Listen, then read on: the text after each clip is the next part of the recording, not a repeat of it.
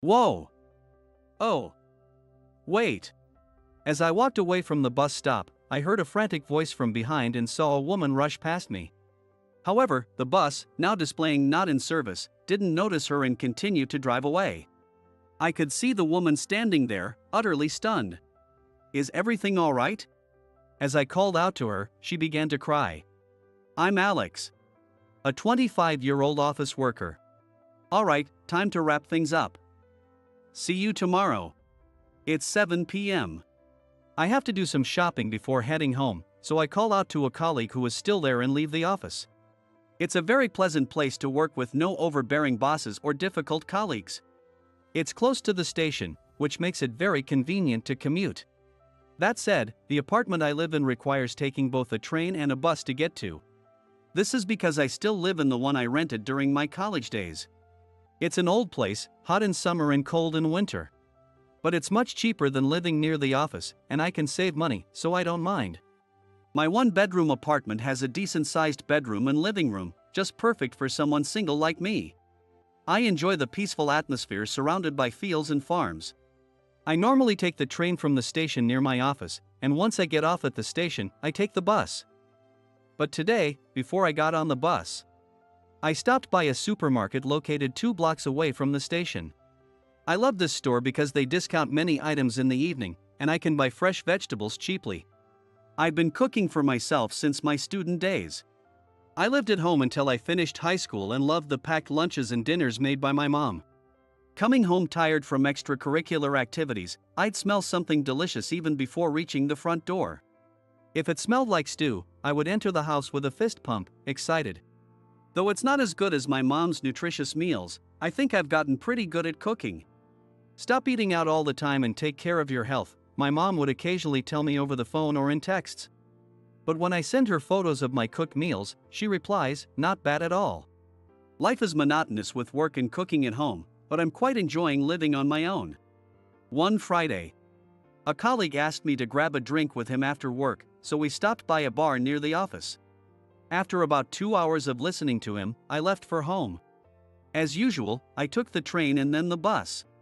My apartment is at the last bus stop. A good thing is I don't have to worry about missing my stop. I sat in the back seat, slightly tipsy that day.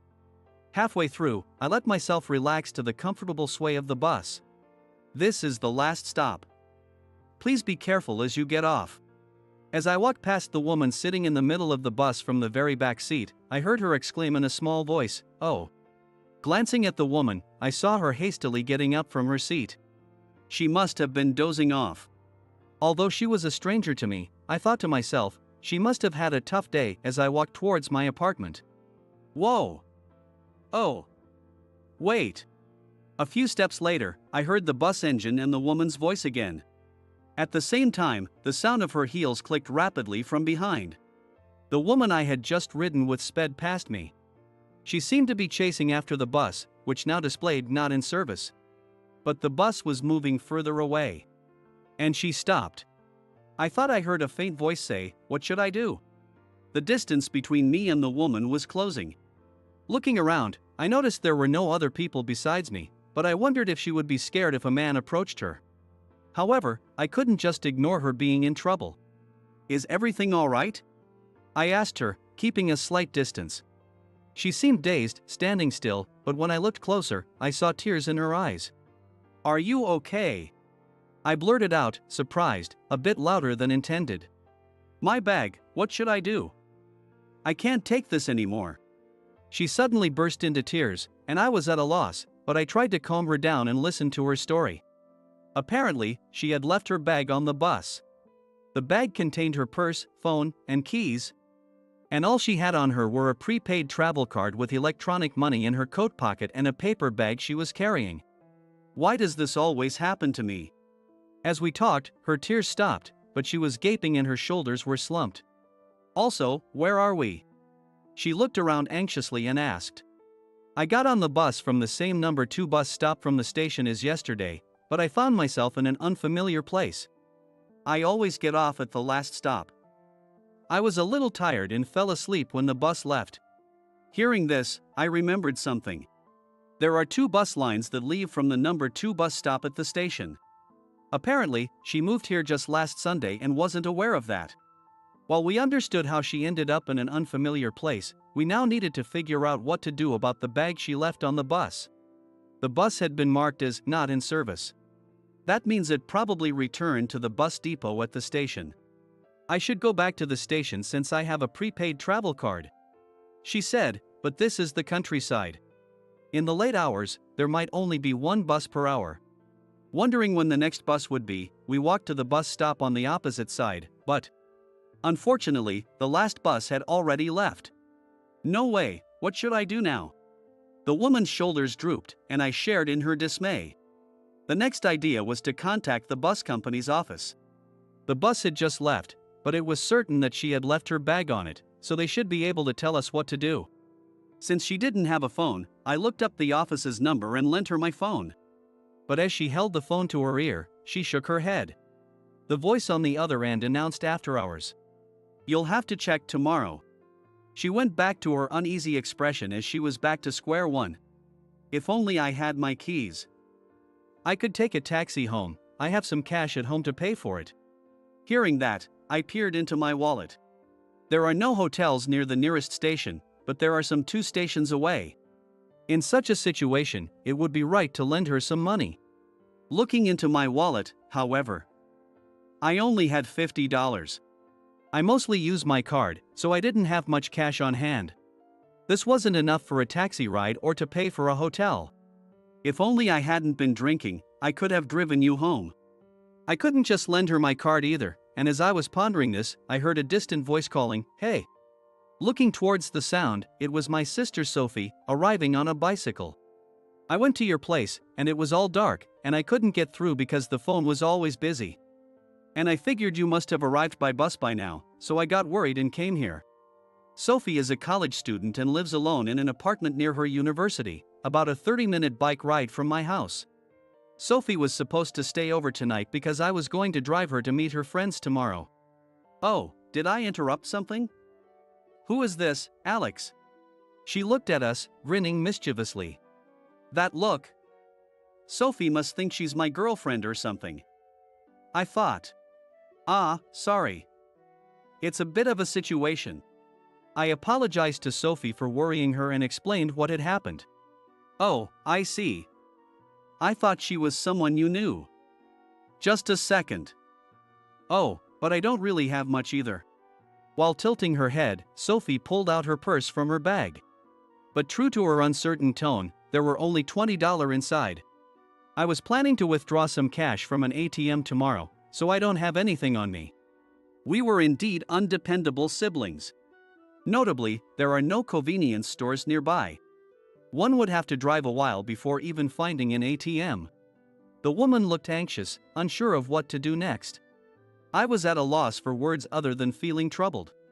"The bus you were on was the last one, right? If so, your bag must still be on the bus, and there's no worry about someone taking it. So it will be fine. It will be returned tomorrow," Sophie said, but the real issue was what to do until morning. As I pondered another solution, an idea struck me. You can't do much without your keys at your house, right? Even if you could go to the depot now, you don't know if it's open. So, why don't you stay at our place tonight? Sophie suggested. Both the woman and I exclaimed, "What? Let her stay at mine?" Even if it were a man, but a woman we just met. Having never had a woman in my house, I was shocked by Sophie's suggestion. No, I really couldn't impose. "I'll just start walking to the station. If I get there by morning, it'll be fine. The station is a really long way from here. And in this cold, with that outfit, you'll catch a cold." She was wearing a coat, but underneath it seemed to be a company uniform, and she was only in stockings and heels. She also appeared to be shivering from the freezing cold. "You must be cold, right? It's not the fanciest, but please come warm up at our place." "You say our place, but it's my room, and what do you mean by not fancy?" I mentally retorted to Sophie but calmly thought about not leaving her out in the cold. I remembered a time when I was helped during my own troubles. In my first year of college, I impulsively went on a solo trip during a long break. I visited a quiet rural town, and while I took my eyes off my bag for a moment, it was stolen. I ran to the police station, but it was unattended.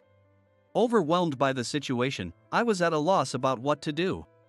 At that moment, a man approached me and asked, "Are you lost?" After I explained my situation, he laughed and said, "You're out of luck," but invited me to his home for food and even provided a bed. I was panicking then and was truly saved. I remembered thinking then that I should pass on the kindness I received someday. Now was definitely that time. My sister is here too, so please feel free to stay with us if you're okay with it. Though it might be scary for her to be alone with a man she doesn't know, with my sister there shouldn't be a problem. Initially she hesitated, but she agreed to come to our place after my sister persuaded her. I'm really sorry to impose. Thank you for helping me. Please, make yourself at home. Sophie took the lead and guided her into the apartment. Once inside, she started boiling water to make some warm drinks. Seeing her confidently prepare the mugs, I wanted to joke, "Is this your house or what?" But honestly, I was glad she was there. I wouldn't have known what to do on my own. However, it was the first time I had let a woman into my apartment. I was glad I tended to keep it reasonably clean, often vacuuming, but that small relief was short-lived. I glanced at the living room and noticed the pajamas I had taken off in the morning were still on the floor. I picked them up in a hurry and carried them to the laundry area. Returning to the living room as if nothing had happened, I swiftly dusted off the sofa with my hand and invited her to sit, saying, "Please, have a seat." But, unsure of what to do next, I began to fumble around. Seeing this, Sophie stepped in to give me directions. "Alex, do you know where I keep the clothes I use as pajamas?" "Lend them to her." Prompted by her words, I searched for my sister's clothes. She often stays over or drops by when she's free, and she had left some clothes here for those occasions.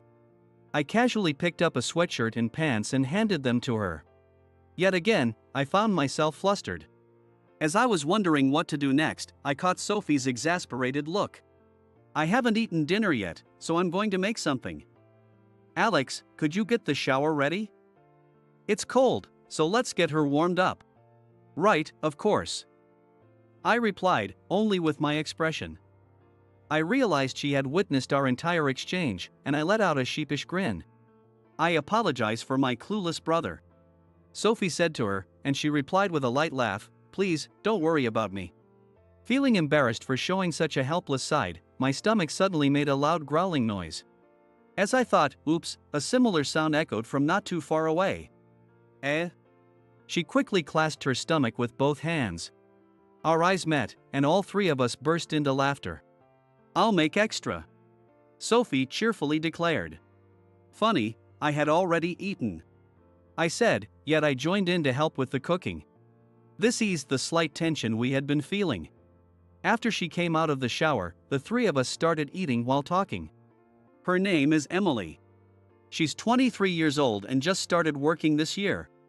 We engaged in casual conversation about her job and other light topics, slowly easing Emily's tension. Although I couldn't help feeling a bit jittery about having a woman other than my sister in my apartment. I hadn't had a good look at Emily when we met because it was dark and we were rushed. But now I could see she had sparkling eyes and a very cute face. As Emily emerged fresh from the shower, her face without makeup was as radiant as if she had makeup on. It was impossible not to feel my heart skip a beat. Whether she knew it or not, Sophie continued to sit and direct me with commands like, "Grab that for me and bring this here," without moving an inch herself. "Really, you're quite bold for a guest. Just so you know, I'm technically the elder brother here, okay? But it's so bothersome to move." "Come on, you're the big brother, you should do it," Sophie replied lazily, a trait she's always had. Emily watched our banter, giggling like an audience to a comedy show. "You two seem to get along so well," she commented with a smile. However, as I looked at her, tears began to stream down her face. "I'm sorry. You two are so warm and inviting, it made me feel safe," she explained. The shock of forgetting her bag and the stress of the situation must have built up. Emily expressed how touched she was by our kindness to her, a complete stranger, and now that she could relax, her emotions overflowed. I quickly handed her a tissue. She dabbed at her eyes, wiping the tears repeatedly. I'm sorry, Emily said, forcing a smile, perhaps trying not to cause any more concern. Is something wrong? As I wondered what was happening, Sophie asked Emily. Emily was silent for a moment, then began, lately, everything I do seems to go wrong. She had graduated from college and found a job. Unsure how challenging work would be, she thought it best to live near her office and rented an apartment one station away. She chose a place with lower rent, but even those close to the station were expensive. She thought she could manage her budget, but living there turned out to be harder than expected with high utility bills, living costs, and student loan repayments. She hadn't lived there for even a year yet but decided to move out once the short-term lease penalty period had passed. She found a cheaper apartment quickly, though it was much further from work. Despite the distance, she liked the place and was determined to make a fresh start. Just as she was getting settled, she forgot her bag on the bus. Every time she tried to move forward, she faced setbacks, made mistakes, or broke something. Why does this always happen to me? She wondered, feeling like her spirit had finally broken. But her tears were not just about these setbacks. The work is also tough, Emily explained. She mentioned that the volume of work assigned to her is substantial, resulting in a lot of overtime.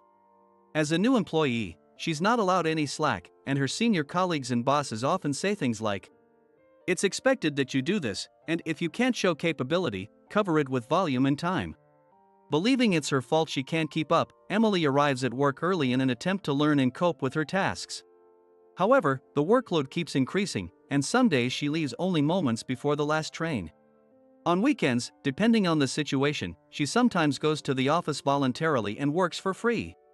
It's physically and mentally exhausting, but she keeps going. Thinking she must endure because her senior colleagues do the same and she needs to cover living expenses. That's why the move was actually a positive event for me. I was trying to motivate myself and had been pushing hard these past few days, she said with a weak smile. Normally, Emily stays awake on the bus. But the day before, she had work to take home and had not slept enough. Tired as she was, she fell asleep within 10 minutes of the bus departing. She slept through to the final stop and, in her rush, left her bag on the bus. Realizing I had left my bag and watching the bus drive away just made everything feel overwhelming. When you two were so kind. Feeling human warmth again after such a long time just made me break down in tears. I'm sorry. I've rambled on with my dull story. But I'm glad I met two kind people like you, Emily said as she wiped her tears and smiled. Just lending me your phone was kind enough, but to be treated with such kindness, I really can't thank you both enough. It's fortunate that kind people like you approached me, she added. Feeling a bit embarrassed by her gratitude, I was about to respond when Sophie chimed in, "He's always been kind," and laughed. You know, when we were kids, he was always like this. One time in elementary school, I forgot my gym clothes at home. It was my first time forgetting something, and I was scared, so I went to his classroom during break. He ran all the way home to get them. Well, he snuck out of school, so he got in trouble with the teacher. And then, I think it was in middle school. Hey, stop it with these old stories, I cut in, embarrassed as my sister began to share more. He really is a brother to be proud of, Emily said with a smile, looking at me. No, not really, I replied, scratching my head in embarrassment, trying to play it down. That's why I ended up being such a spoiled sister, she said, drawing laughter with her quip.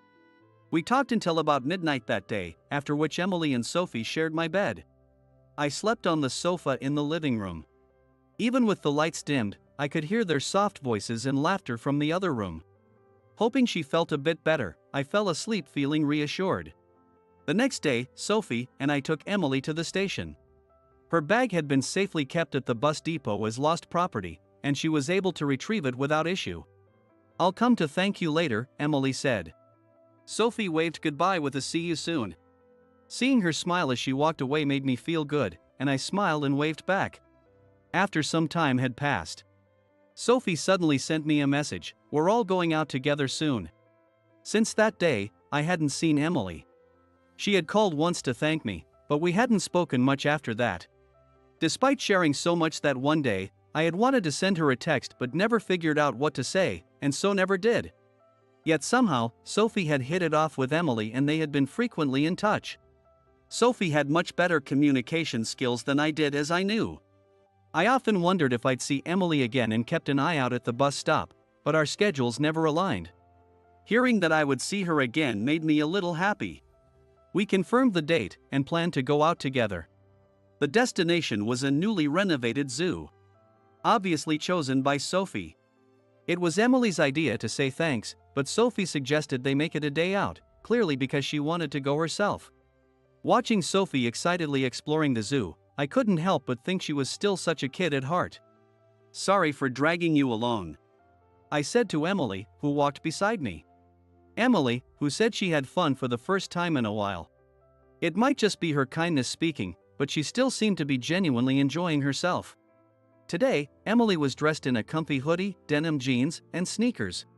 She kept it simple in color, and the boyish look suited her really well. "Actually, I quit my job." Emily looked somehow refreshed today. "It's all thanks to you two for listening to me so attentively." That day, after hearing about her work in detail, Sophie said, "Just quit that company." I told her, there's no need to suffer through work like that, and that seemed to have pushed Emily's decision. Also, Sophie had been sending her encouraging messages often, which Emily said made her happy. When I asked what she planned to do about work, she said she was currently looking for one. She didn't feel she could last until she found something else before quitting. She was also overly stressed and tired, so now she was taking some time off to rest. We took our time walking around the zoo, and then decided to go grab some food. We parked the car in the multi-story parking lot at the big station and headed towards the restaurant. Just as we were about to enter the place, Sophie exclaimed, "Oh, sorry. I just got an urgent call from a friend. They really need me, so I have to go. Don't worry about me, you two have fun. See you." Before we could ask her to wait, she waved at us with a smile and left. While being stunned, I received a text. "Alex, you can do it." Seeing that message, I realized I'd been set up. "Emily is your type, right?" Sophie had once asked. I tried to dodge the question, but she told me, "I can tell. I've seen all your crushes over the years." During that conversation, she was cheeky enough to say I wasn't assertive enough or that I was bad at conversation. But maybe I should be thankful to her today. Yet, suddenly being alone with Emily was nerve-wracking. I was stiff as a board when we sat down, and Emily laughed, saying I usually talked a lot more in front of my sister. But I'm a little nervous too. Seeing Emily's cheeks turn red, I felt my own cheeks heat up as well. To ease the tension, I brought up the job topic that I missed talking about earlier. "What kind of job would you like to get next?" Hearing that, she expressed her desire to get back into the design industry. "I've been looking at job listings, but I can't seem to find anything." She spoke with a sigh, but to my surprise, I blurted out, "My company is hiring." Emily's previous job was in web design. Coincidentally, I work in the same field. In my department, we had an assistant who had to quit due to family reasons, and we had been struggling to find a replacement. When I first met Emily, I thought she might be a good fit for our company. But since she might not want to return to the same field and we had just met, I hesitated to ask. Seeing an opportunity, I began to describe what it's like to work at our company. I emphasized how great our benefits are and that it's a very employee-friendly workplace. Of course, I couldn't make the decision alone. I passed her name to HR, and Emily went through the proper interview process and got hired. She started as an assistant, but she's aiming to fully qualify in her field. Now that Emily and I work at the same company, we often commute to the train station together. Spending more time together, it didn't take long for us to get closer. We both discovered that we enjoy cooking. Sometimes, we would exchange our lunchboxes. We also went on dates to try various cuisines, like Indian and Vietnamese food. After dating for 3 years, we got married. We moved from a rundown apartment we had since our student days to a condo. Come on, hurry up, Alex. Wait, don't rush me. You're the one who's slow. We're going to be late. We still have time. Why are you bossing me around? The usual banter between siblings started in the living room. While my wife is watching that, she couldn't help but laugh. Today was the day to take our wedding photos. For some reason, Sophie insisted on assisting. Seriously, why does Sophie have to come along? I asked her to. It's more fun and lively with Sophie around. My noisy sister is so close to my wife they might as well be the real siblings. The three of us headed to the studio. There, we changed into our photo outfits and went to a special location. That location was the last bus stop of the line. We chose this location for our photo shoot. It's a place full of memories. As we were about to take photos, Sophie popped her head between us. Why are you in the middle? Hey, I was there too, remember? I played Cupid for you and Emily, so I should be in this too, right? True, but not right now. My sister always knows how to make us laugh. Let's take a photo with Sophie too. Yay! I love you, Emily. Well, since we're here. We took one photo together, all smiling. Of course, we took some just the two of us as well. A simple rural bus stop. But for us, it's a significant place. I'll always make you happy. Yes. Under the blue sky, we took the perfect smiling photo. The photos, both of us and all three, now adorn our living room.